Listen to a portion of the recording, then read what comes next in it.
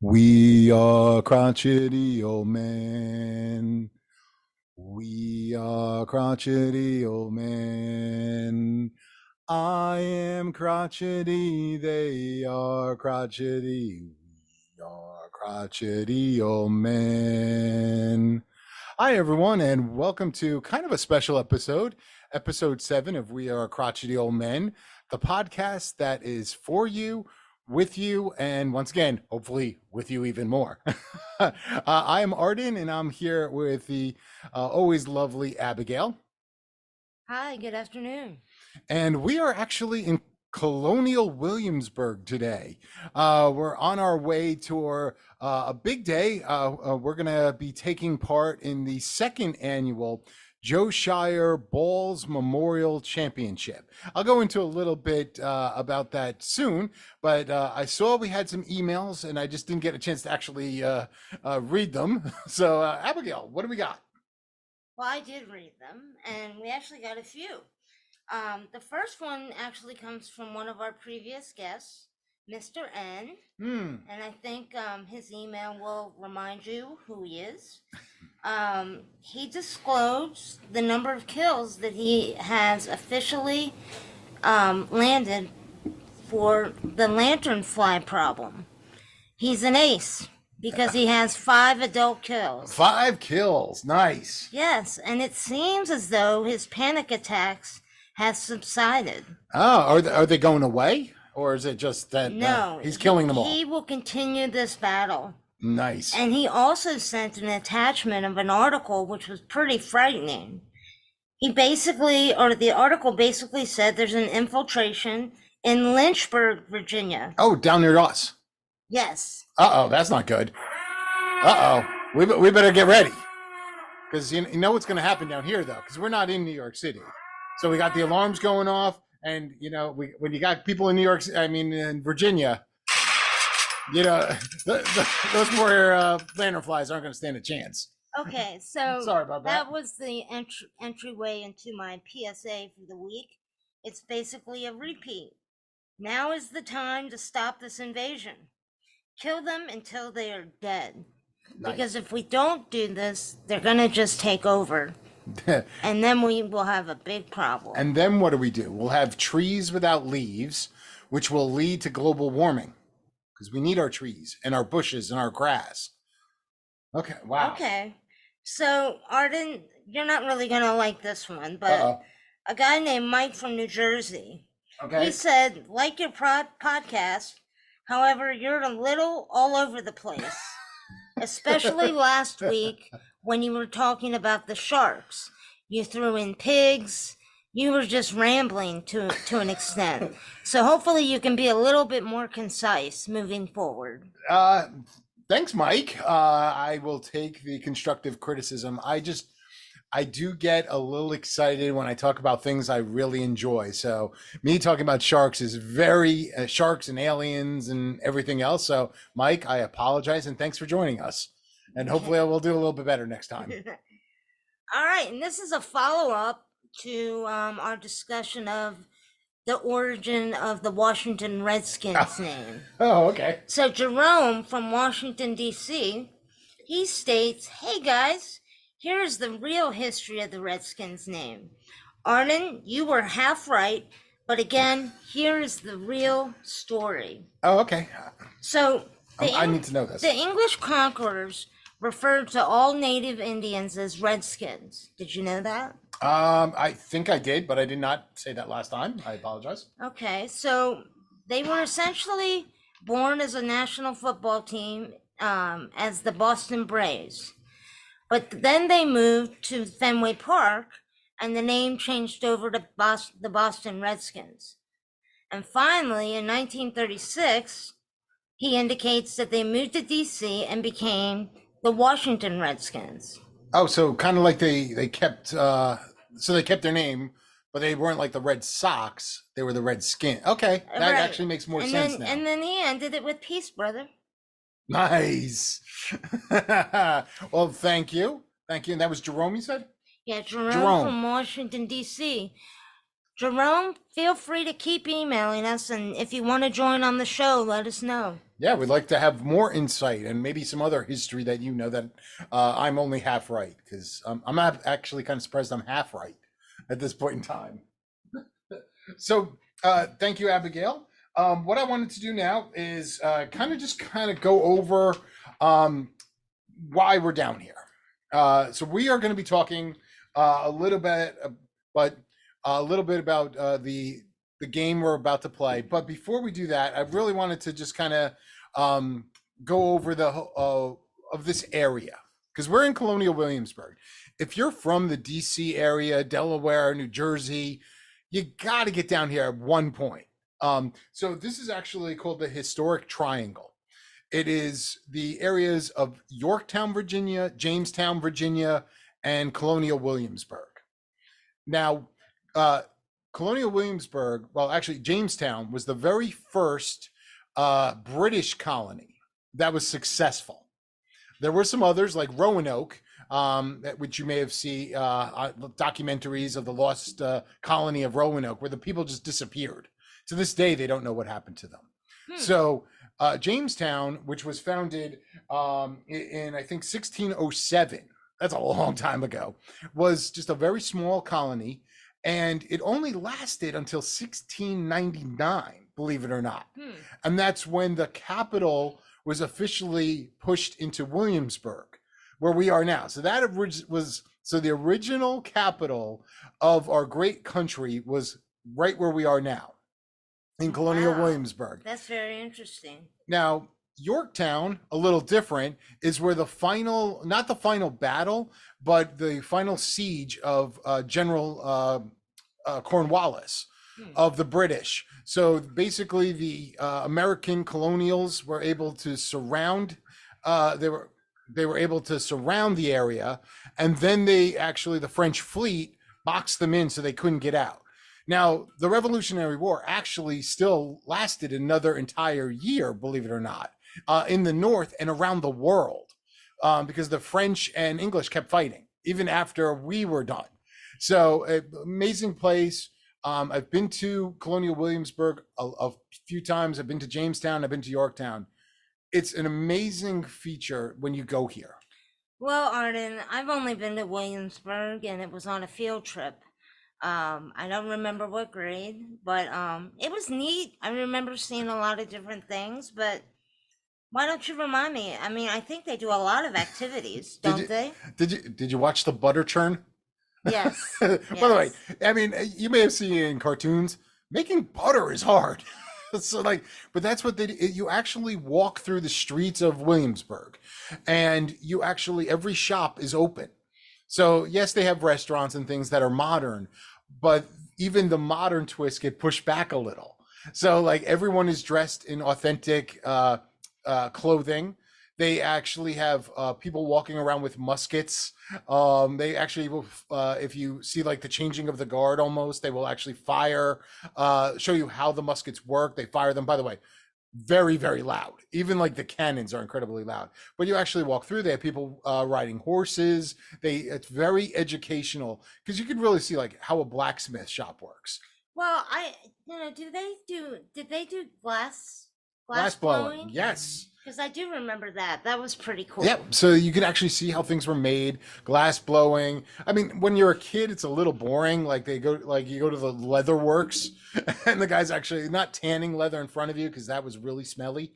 But they'll actually they'll just make things like a saddle, but it's so detailed. Or you go to the printing press shop, where they're actually showing how a newspaper, one page of a pamphlet, how many hours it took. And of course you, as a kid, going to see how candles were made. Once again, not that exciting for a kid, but it was so amazing. And you go to the church. Everyone has to go to the church, and you go into the pews, and the pews will actually, they have little places where this was Washington's pew. This is Jefferson's pew, where he and his family went. Wow. Yeah, my best friend in high school actually got married there, and I was the maid of honor. Really? So I do remember that church.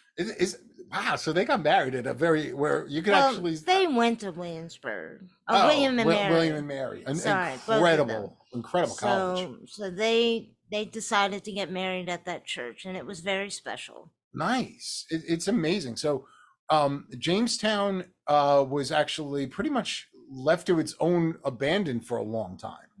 And it wasn't until it was made into a historic site where then excavations have taken place. Now there's, believe it or not, there's 197 residents of Yorktown, 0 in Jamestown, believe it or not. Like, but they did bring it up and people are still finding things. And there was also Jamestown was the first revolution was fought there, believe it or not against the British, but it was basically the indentured servants, both white and black. And the this was pretty amazing.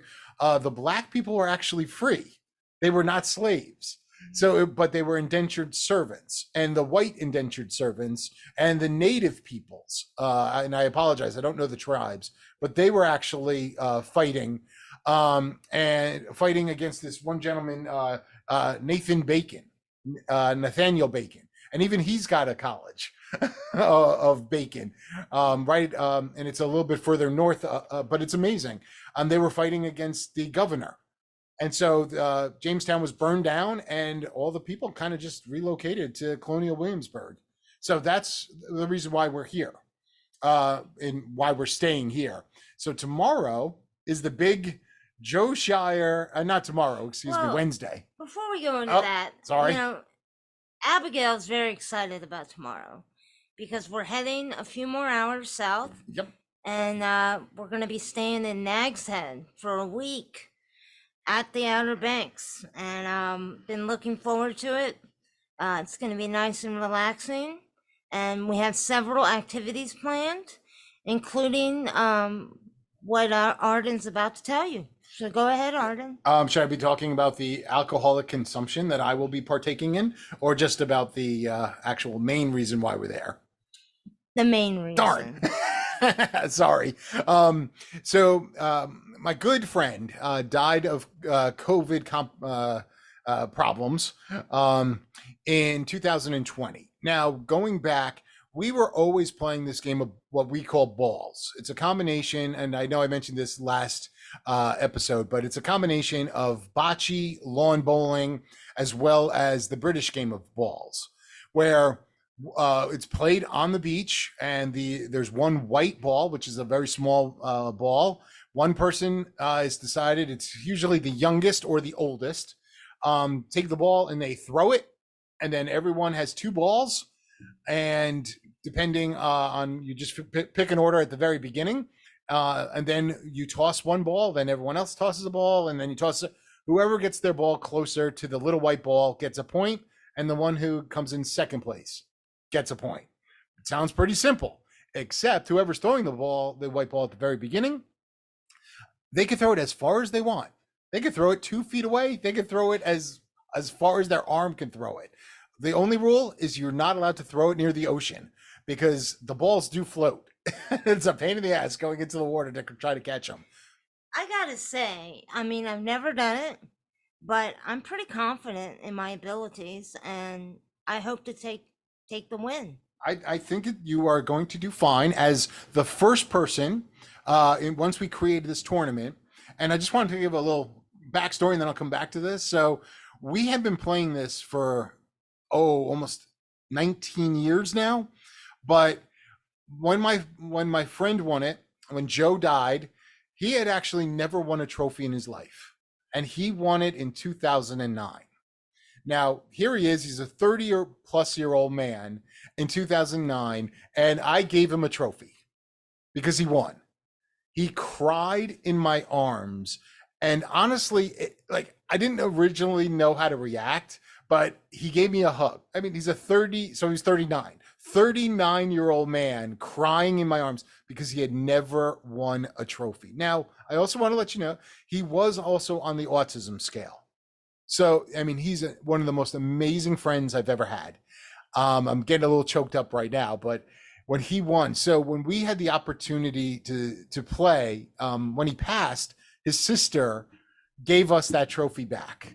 So now we play for it. The winner gets to keep that trophy for a year and bring it back. Wow, what a tribute. Yeah, well, we love this guy. He wasn't just a friend, he was our brother. And so we want to make this last as long as we can. And my favorite part about last year was the person we didn't think was going to win won. I can't mention her name, but she's the youngest competitor ever. And she was 18 years old and she won. And it was so awesome that she could win because she was 18. We've been playing and we've been coming down here. This is our 19th year. So let me ask, is she coming back this year? She better. She's got the trophy and I want it. Oh, okay. I was hoping maybe she wasn't coming back so I'd have a better shot. Well, there also was a little controversy last year. So the controversy is we actually have two different types of balls. There's the heavier wooden ones, and then there's the plastic ones. We never really used the plastic ones, but because we ran out of balls, so we actually had to use the plastic ones. She used them and she won. So the theory is that you could throw them further than the wooden ones. But if a wooden one hits the plastic one moves very far out of the way. If a plastic one hits the wooden one, it doesn't go anywhere. So her brother, who also hopefully will be partaking, he got a little upset that he didn't win. I mean, it was sibling rivalry, which once again, it's rivalry to win this trophy. And so anyway, I hope we'll have some pictures and stuff for the podcast and for our website. Our website will have to do a little bit of work because I'm blaming myself. I do not know how to, I did not know how to create a Facebook account. Mm-hmm. So I just wanted to, so I messed up and I have to redo it, but our Twitter site is in full effect. We already have like 30 followers on Twitter, which is nice. And I did once again forget to mention our website. I mean, not our website, our how to get onto the show. If you're interested, and I apologize for doing this now, but you reach out to us. We are Crotchety Old Men, and I know people spell crotchety wrong. So just when you're looking up the website, just write it down from the podcast. We are crotchetyoldmen@gmail.com. We are crotchetyoldmen@gmail.com.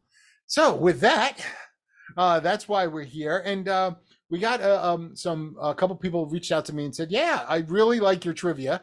Didn't know if you had any more. So I actually gave Abigail carte blanche this week. I said, whatever you want to come up with. I don't want to know the topic. I don't want to know any questions. I don't want to have anything to do with it. So I don't know. This could be about opera. It could be about the presidents. It could be about anything. I don't know. So what do we got? Well, Arden, I stuck with the nerd genre. Okay, thank you. I mean, we did Star Wars. We did Star Trek. So this time we're going to talk about zombies. Nice. Okay. All right. All right. I'm hoping. So, what are people that like zombies called? Oh, there's actually a term for that? Yes. Zombie fan guys. I think you got to give yourself. You got it. It's basically zombophiles. Zombophiles. That was close enough. Oh, I don't know. All right, we got one. All right. Okay. I like zombophobes. Those are people who are nerds who are afraid of zombies. I'm really impressed that you got that one. Okay. So this one I don't think you can get. But okay. What is World Zombie Day?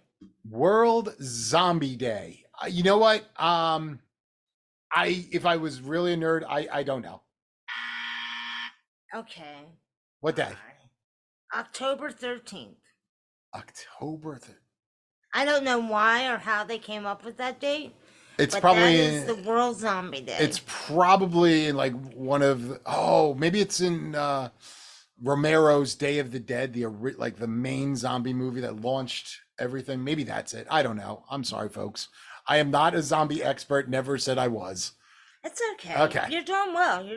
It's all right. I got one. Okay. What year was the first movie that had a zombie? It was. I will give you a hint. It was a long time ago. I'm assuming it's one of those voodoo zombies. I'll say 1923. You were close, but it was 1932. Oh, okay. And the name of the movie was called White Zombie. You know because what? that back in the day, the zombies were basically wrapped in white cloth. Right, sort of like a mummy, but not quite. Sort of, right. Yes, and they also had those voodoo zombies that are also different. Great question, though. I like that one. All right. Even though I got it wrong. This one's a fun one. Okay. Was Frankenstein a zombie? He was a reanimated corpse. I would say he is a zombie. Okay, well, there's two answers to this. Okay. There's yes and no. Oh. So the people on the yes side, they say he was a monster. Right. That was a reanimated corpse. Right. So give yourself a green light on that. Oh, they gave me the wrong answer. Boo. I'm mad at that one. Well. Oh, they gave me a double buzz. Wow, the judges are okay. Those are hypercritical. Okay, you got it right. Do you? All right. Okay, but there is a camp that says no. And why not? They say because he was never alive in the first place. So that's a good point. Oh, okay. Right. So, but you got it. Yeah. Oh, they're rioting in the streets. Oh, those lanternflies are coming back. All right. So you know what? I understand he wasn't alive, but he was reanimated. Actually, you know what? So actually he would be considered a golem.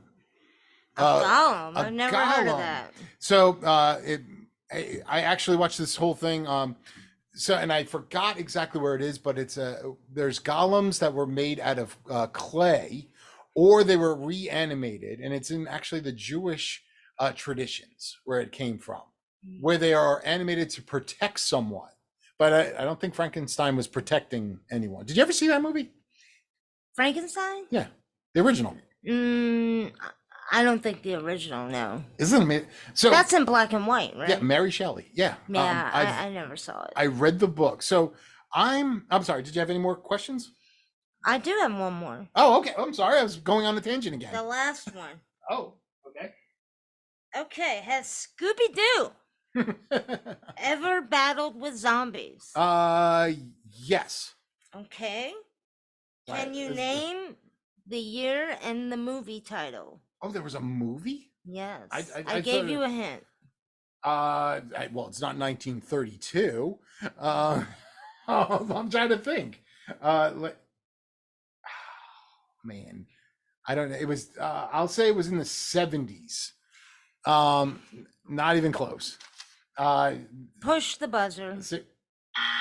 I didn't even know it was a movie. I thought it was a Scooby-Doo, Where Are You? The cartoon, but not a movie. Okay, so it was in 1998. So, oh man! I mean, I'm surprised you missed it, but it was called Scooby-Doo on Zombie Island. Oh, a lot of people are booing that question. They were. I was thinking it was Scooby-Doo when they unmasked the guy. Do you remember? Did you ever watch Scooby-Doo? Yes. Okay, I don't know. Maybe you didn't. Even I did. Yes. Do you remember the one? It was one of the first ones where they had the witch, and there was there was an armored car. there was a witch and a guy who was sort of like a zombie. I thought it was that episode. No, I don't know. I just remember the witch. They had a bag of money, and it was Scooby-Doo. I think was in the money bag, and he was running, and the witch is just yelling, "Money, money, money! Get the money!" I don't know. I was a little kid. That was good stuff for me.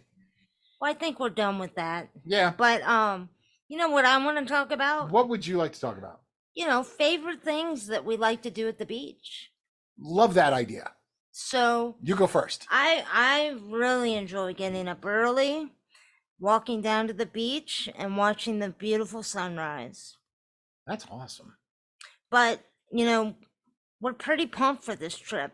Rented a big house. We have a couple other couples coming, and possibly two of their children for one couple. It's going to have a swimming pool, and I bought some toys for the pool that I think people will really like, but I'm keeping that a secret from Arden. Oh, toys for the pool. Like water noodles? No, something better, but the pool will be very nice, and I'm really excited about the outdoor shower.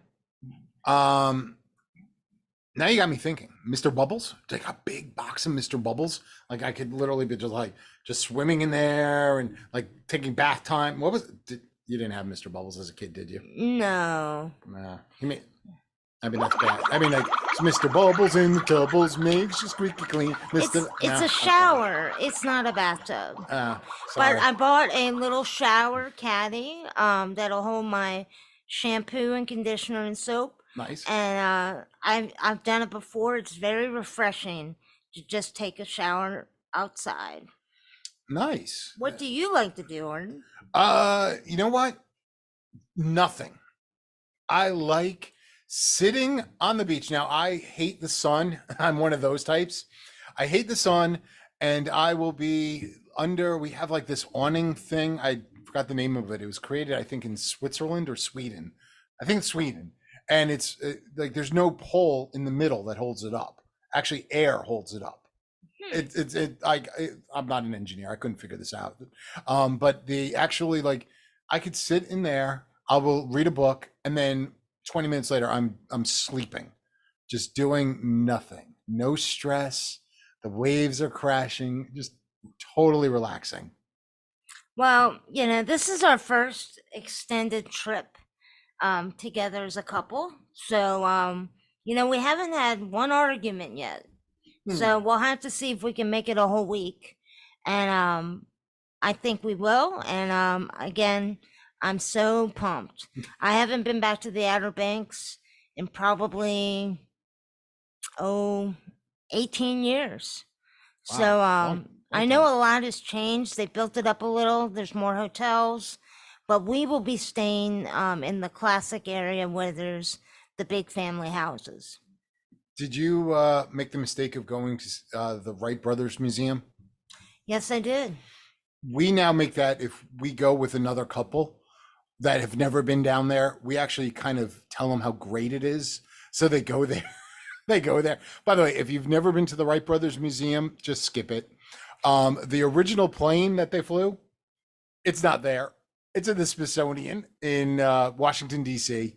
And basically you walk and there's some stones basically of how far they flew. And they go all about their bicycle shop because they made bicycles originally. And then there's a giant memorial to them. Okay, you brought up bicycles, and I know one of your friends is deeply into that, and he will be with us. And my understanding is he's going to cook a lot of breakfast for us. What was his name? That was one of the dudes. That was Alfred who came down. Alfred. Yes, from episode 2, Alfred. Yeah, he'll be down, and he'll get up ridiculously early. He'll ride his bike 25 miles plus, and then he will turn around, use the outside shower, and then he will make us breakfast. Yeah, that sounds fantastic. Breakfast is my favorite meal. I am a big fan.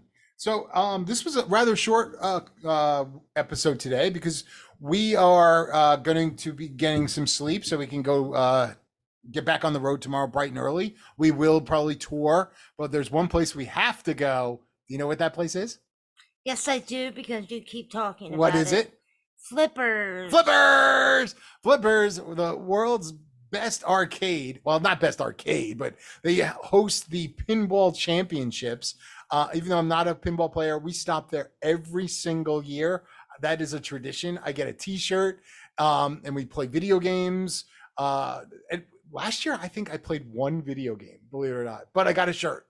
But we're going to be playing air hockey and doing all this stuff. So if you're going to the Outer Banks, stop at Flippers. You wouldn't even realize it. It's actually attached to a Sunoco and a laundromat, I think.